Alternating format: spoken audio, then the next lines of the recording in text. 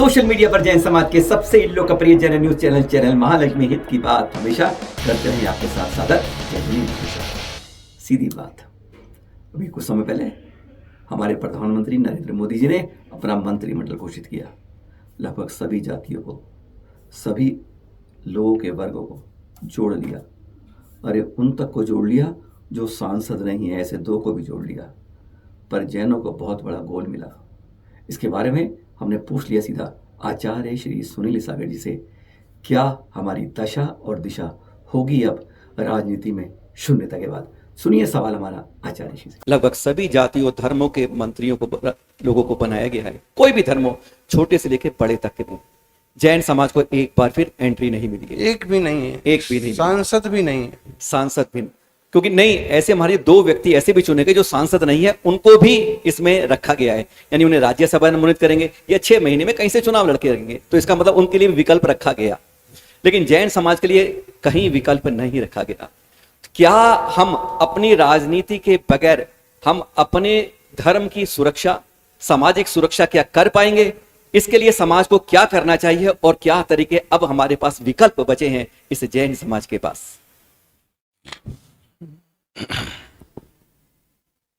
संख्या बल कम है, लेकिन इतना भी कम नहीं है कि एक भी सांसद ना हो जैनों का। दिल्ली से ऐसे हैं लोग, और भी क्षेत्र हैं जहां पर जैन लोग सांसद रहे हैं, हो सकते हैं, लेकिन फिर भी सब तरफ से एक तरह की अनदेखी होती है।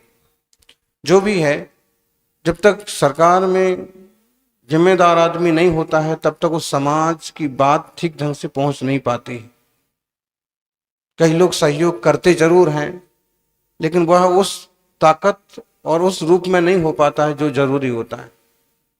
ऐसे में जैनों को भी अपने प्रतिनिधित्व को निखारना चाहिए, आगे बढ़ना चाहिए, बढ़ाना चाहिए। और पार्टियों की भी जिम्मेदारी बनती है कि जब पूरे देश को आप सरकार में प्रतिनिधित्व दे रहे हैं और जो बहुत प्रसिद्ध और प्राचीन जैन धर्म और समाज है, उसके भी किसी एक व्यक्ति को ऐसा प्रतिनिधित्व प्रदान किया जाए कि जरूरत पड़ने पर वो अपनी बातें रखे, राष्ट्र और समाज के हित में काम कर सके। और ऐसे लोगों का अकाल नहीं है।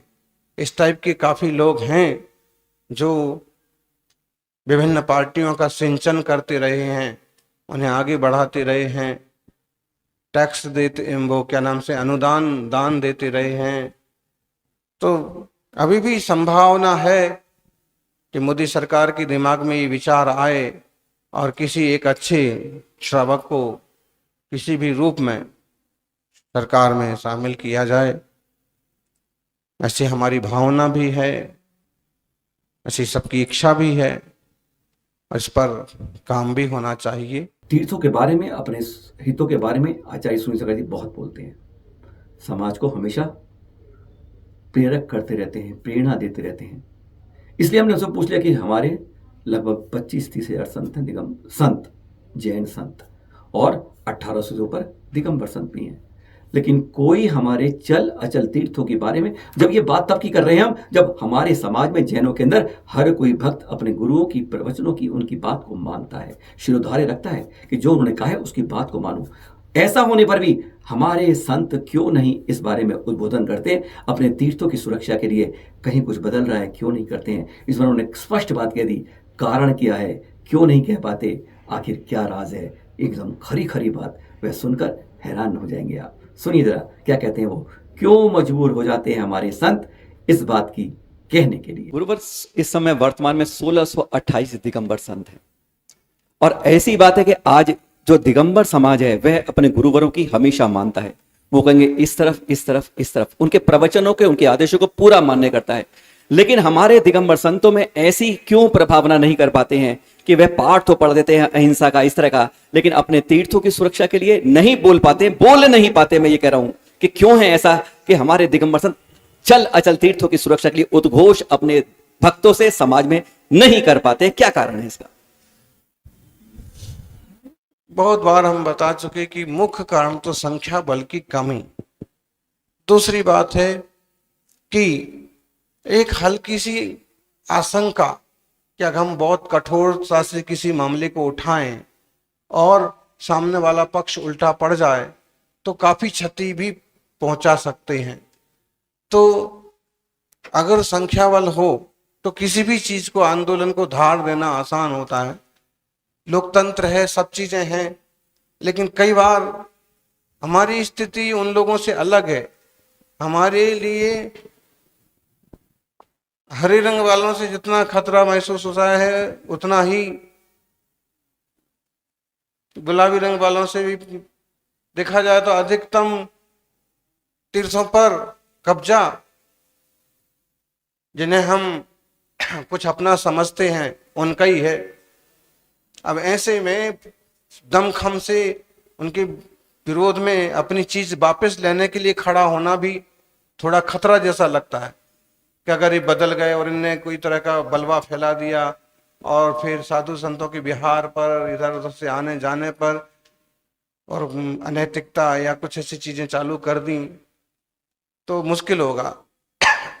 तो इस टाइप का एक भय भी है। ऐसे एक शब्द आता है ना, जैसे कि अमुक लोगों ने, अमुक पार्टी ने एक भय का माहौल खड़ा कर रखा है। तो बात है, हम खुल करके बोल दें, बोलना ही चाहिए, लेकिन उसके पीछे फिर जब पूरे संघ और पूरी समाज और छोटे छोटे साधुओं की, सामान्य साधकों की तरफ से विचार करते हैं तो ऐसे लगता है कि आपने तो कड़क कदम उठा लिया, बोल दिया, अब हमारी चीजें हम लेके रहेंगे और हाय हाय जो भी है। लेकिन अगर सामने वालों ने उस पर रिएक्शन किया, उल्टी सीधी नीतियां बना करके, और फिर मतलब तो उसमें कठिनाई खड़ी हो जाएगी। मतलब जो है, आप समझ भी रहे हैं बात को कि हमें कहना है, हमें चाहिए है एक तरह की घुटन टाइप की। तो एक तो या तो मजबूत संख्या बल हो या फिर ऐसी निर्भयता हो जैसे गोल टोपी वाले कि जो भी होगा निकालो हथियार। तो वो अपन अहिंसावादी और सच्चे अभय और अनिकांत और आत्मीयता और जीव मात्र के प्रति प्रेम रखने वाले लोग हैं। तो ये सारे कारण हैं। अपने घर की सुरक्षा करनी है महाराज जी, दूसरे पर आक्रमण नहीं करना है। अपने घर के लिए भी क्या हम अपनी आवाज नहीं उठा पाएंगे?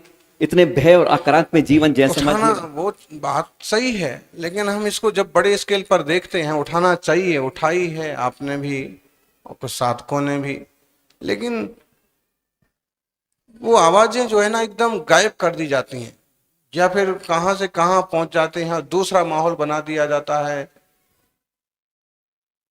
एकदम समाज के एकदम छोटे से वर्ग के रूप में उसको प्रताड़ित करने जैसा माहौल बना दिया जा सकता है।